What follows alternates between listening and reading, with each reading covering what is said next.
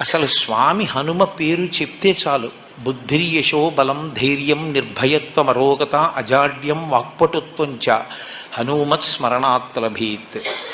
హనుమని స్మరించినంత మాత్రం చేత, హనుమకి నమస్కరించి హనుమని సేవించినంత మాత్రం చేత హనుమ యొక్క గొప్పతనం ఎక్కడుందంటే అజాడ్యం. ఆయనని సేవించినటువంటి వారికి జాడ్యము పోతుంది. జాడ్యము అంటే జడత్వము. జడత్వము అన్న మాటకు అర్థం ఏమిటంటే స్పందన శక్తిని కోల్పోవడం.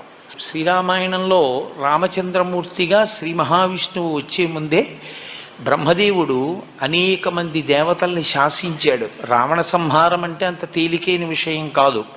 నరవానరముల చేత సంహరింపబడడు కనుక, ఆయన నరవానరముల చేత సంహరింపబడనని వరం అడగలేదు కనుక మీ అందరూ కూడా వానరాంశలలో వెళ్ళండి అన్నాడు.